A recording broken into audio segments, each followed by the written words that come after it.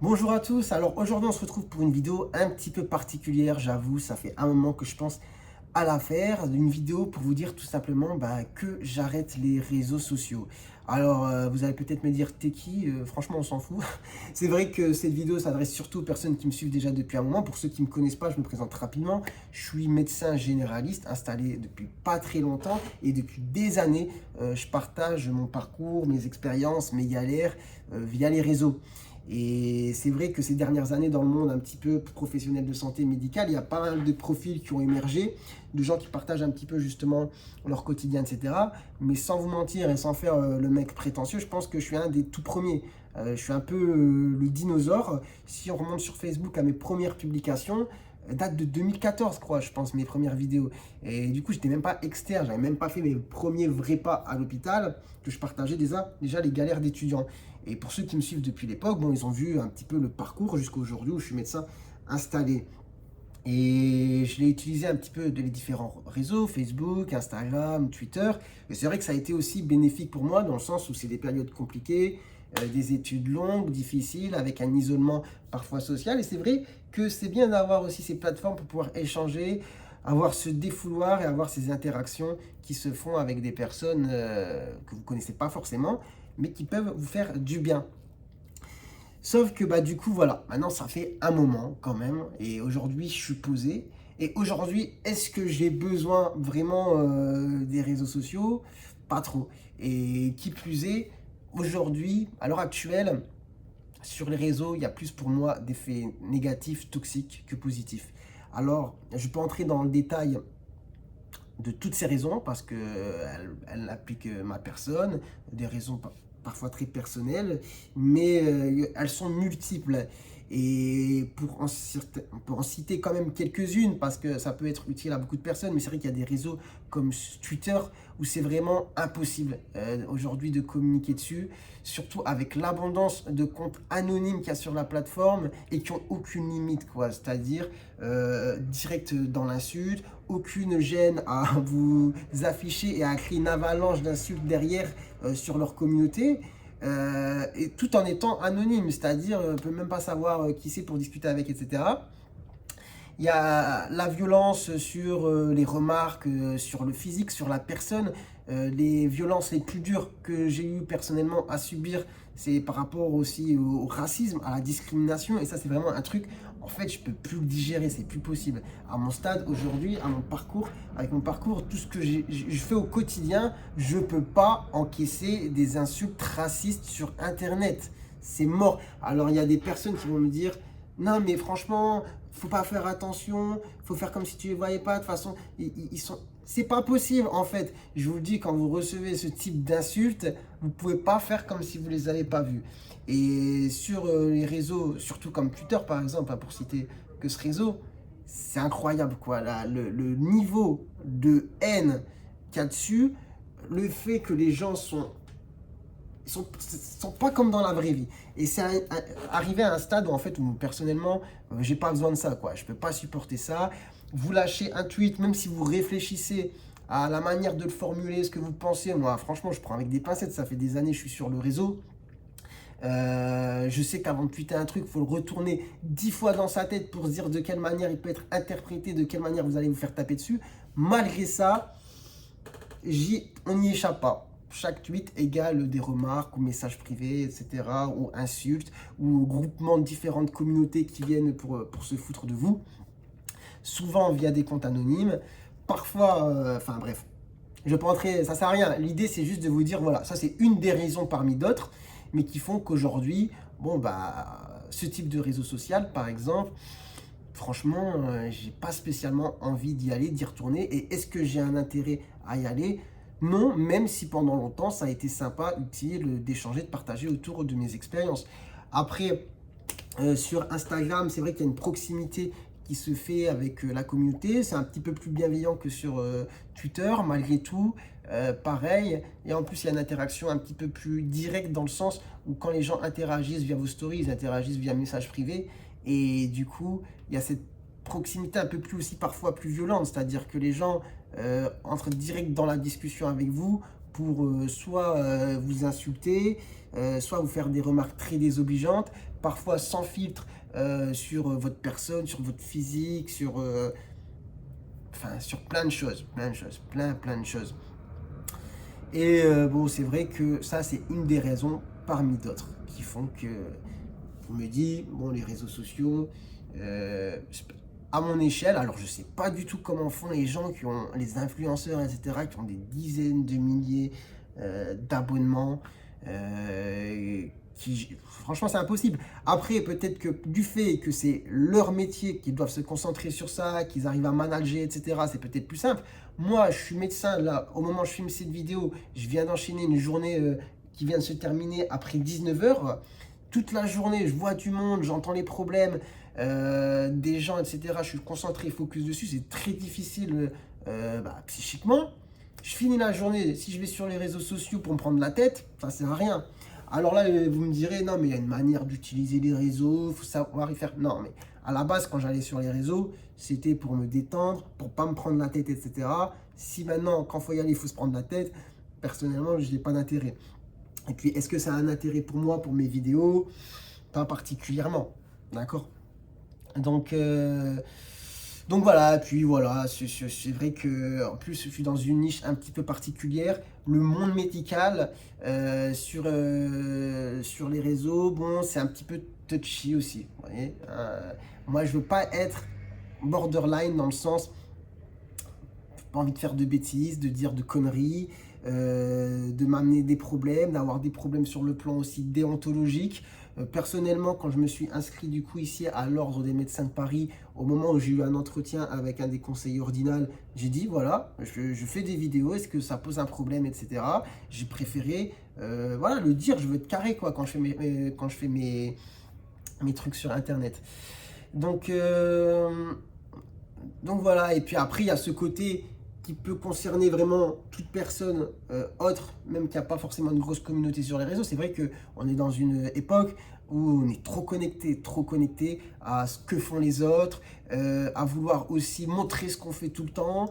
Je pense que vous aussi, vous êtes là, vous regardez un film, vous allez toutes les 10-15 minutes regarder votre portable, un petit peu ce qui se fait sur les réseaux, voir si vous avez des notifications. Vous regardez, vous lisez un livre, vous avez du mal à garder votre attention. Parfois, vous vous ennuyez, vous sortez le portable, vous ne savez même pas pourquoi, mais vous finissez sur les réseaux. Bon, ça fait un moment déjà que moi, personnellement, je décroche et j'en suis bien content. Et c'est vrai que quand je suis là dans le bus, par exemple, et que juste maintenant, du coup, je regarde par la fenêtre, je réfléchis sans regarder mon portable, je vois que tout le monde est fixé sur l'écran. Je fais bon, chacun fait comme il veut. Personnellement, j'ai pas envie de continuer à avancer en étant totalement connecté. J'ai envie aussi comme ça fait vraiment des années que je suis sur les réseaux, de me déconnecter, de me retrouver un petit peu avec moi-même, de me focus sur ce qui est important pour moi, sur ma vie aussi personnelle, de prendre le temps, voilà, plus de me cultiver, d'aller dans des musées, de lire des livres, parce que vraiment, on va pas se mentir, les réseaux sociaux, regardez sur vos portables, si vous avez par exemple des iPhones, etc., le temps que vous passez sur une journée, c'est incroyable, sur une semaine, c'est dingue même. Et même si on n'est pas trop consommateur, personnellement, je suis plus publicateur que consommateur sur les réseaux, cependant, quand je fais le bilan à la fin, je fais, ah ouais, quand même, j'ai passé autant de temps dessus, c'est quand même assez incroyable. Donc personnellement, je préfère prendre un petit peu mes distances et me concentrer sur mes productions de vidéos. Parce que aussi, ce qui s'est passé ces dernières années, c'est que il s'est passé des choses très cool pour moi, mais tout s'est enchaîné et j'ai jamais vraiment pu me focus sur ma chaîne YouTube. Et c'est vrai qu'il y a eu les études, comme je vous ai dit, difficiles. Pendant l'internat, j'ai préparé ma thèse, j'ai passé ma thèse. J'ai écrit aussi un livre sur les études de médecine. À côté de ça, j'ai collaboré avec des médias médicaux, journal écrit, support média. J'ai fait, qu'est-ce que j'ai fait encore? Après, il y a eu la collaboration qui est toujours présente avec la chaîne YouTube String Theory, pour laquelle je fais souvent des vidéos. On est quasiment une quinzaine de vidéos depuis presque 2 ans. C'est quand même des grosses vidéos. Après, il y a eu la collaboration pendant plus d'1 an finalement avec France 5, avec Cjami, des chroniques, à peu près une vingtaine de chroniques sur l'année j'ai fait, ça m'a aussi pris du temps. Il y a eu ensuite l'arrivée de province à Paris, le fait de s'installer ici en tant que médecin, de faire, au début je faisais la navette, donc le Nord, Paris, puis il y a eu vraiment la vraie installation, le fait ensuite de déménager, trouver un logement ici, et récemment, que depuis pas longtemps, c'est vraiment assez récent, je suis posé à Paris, j'ai mon appart, je suis installé, j'ai ma patientèle, et je peux me concentrer sur ce qui est maintenant un peu essentiel pour moi. Après toutes ces années, voilà, on va dire de galères, de sacrifices, etc., j'arrive à un point où je me dis, voilà, j'ai fait vraiment beaucoup de choses et maintenant je suis posé. Il y a beaucoup de choses qui sont derrière moi. J'espère qu'il y en a beaucoup aussi devant, mais j'ai envie de faire un petit peu une pause et de me concentrer, de prioriser, de me concentrer sur ce qui est important pour moi. Aujourd'hui, j'ai la chance d'avoir, enfin j'ai la chance, c'est pas tombé du ciel, hein. Enfin c'est arrivé avec le temps, j'ai travaillé d'avoir cette chaîne YouTube qui au moment où je fais cette vidéo recense plus de 50 000 abonnés. C'est quand même pas mal pour un gars voilà, qui vient de province, qui est médecin généraliste, qui a monté cette chaîne en étant étudiant et en faisant un petit peu tout ce que je vous ai dit. Malgré tout ça, j'ai réussi à construire quand même cette chaîne avec cette base solide. Maintenant, c'est vraiment comme si c'était mon petit bébé. J'ai envie de me concentrer dessus, de me concentrer sur la production de vidéos, de faire de belles vidéos sur le plan médical, sur la vie médicale, enfin sur les sujets médicaux, mais aussi sur la vie médicale. Comme je le fais souvent, en gros sur ma chaîne, il y a deux grands axes.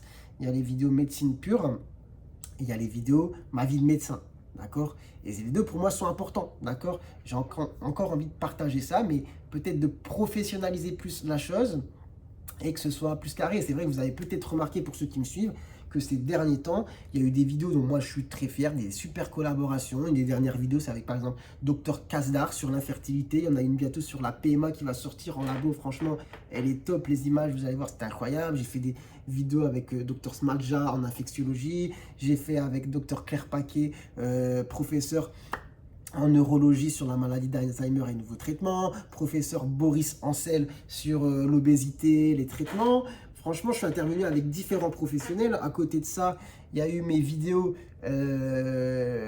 moi, au cabinet qui vous parle de médecine, d'accord? Puis il y a eu des petites expériences sympas où j'ai rencontré aussi d'autres personnes. J'ai rencontré une réalisatrice de film quand j'ai fait une vidéo sur le film La Fracture. J'ai rencontré des personnes qui ont des parcours spéciaux, atypiques, avec lesquels j'ai fait pas mal de vidéos. Voilà, donc aujourd'hui, j'ai envie de me concentrer là-dessus. Jusqu'à maintenant, je n'avais pas eu vraiment le temps. J'ai bidouillé, j'ai fait step by step, j'ai posé des bases, des briques. Il y a quand même une chaîne aujourd'hui qui existe dont je suis plutôt fier, mais qui n'a pas pu, ou peut-être, je ne sais pas, qui n'a pas pris l'ampleur que j'aimerais qu'elle prenne, parce que j'ai pas forcément mis les moyens dedans, parce que j'avais pas le temps, tout simplement, et que j'ai fait plein de choses à côté. Et c'est vrai que les réseaux sociaux, les autres réseaux, parce que c'est vrai que certains, on m'a parlé de réseaux sociaux pour YouTube, je ne le considère pas vraiment comme. Pour moi, le réseau social, c'est vraiment le réseau où on partage tout le temps, n'importe quel moment de sa vie, qu'on voit ceux des autres, qu'il y a une interaction tout le temps directe avec les gens. Et voilà, pour moi, YouTube, c'est une plateforme où on produit du contenu, travaillé, et après, on le poste. Les gens adhèrent ou pas, commentent ou pas, et vous interagissez pas forcément avec les autres personnes sur la plateforme. Enfin bref, ça c'est un petit aparté, mais c'est vrai que les autres réseaux sociaux parasitent un petit peu, en tout cas mon esprit, nous passe beaucoup de temps. Ça n'a pas forcément que des effets, ça n'a pas forcément des effets positifs. Il y a beaucoup de côtés négatifs. Il y a un truc dont j'ai envie de parler, c'est aussi... j'ai parlé un petit peu du harcèlement sur le net. Le fait de recevoir beaucoup de messages, souvent des mêmes personnes aussi, parce que même s'il y a du monde qui vous suit sur les réseaux, quand il y a des profils qui sont récurrents et qui sont là pour vous tacler à chaque fois, moi je suis pas du genre à répondre, je laisse passer, mais maintenant je supporte de moins en moins. Avant j'étais là, comme j'avais besoin en fait des réseaux sociaux pour me défouler un petit peu, je passais outre. Mais maintenant que je suis arrivé au stade où dans la vie en général, Dieu merci ça va, j'ai pas besoin de ça. je supporte plus en fait. Le moindre commentaire, tacle, etc. Non, ça m'énerve.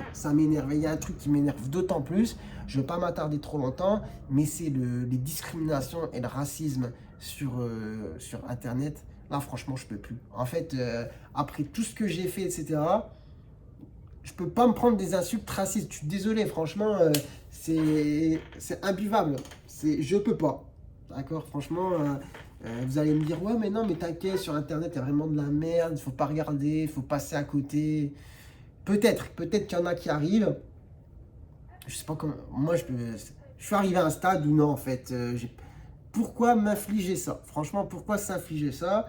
Aujourd'hui, j'en ai pas besoin. Comme je vous ai dit, je vais me concentrer sur les vidéos YouTube.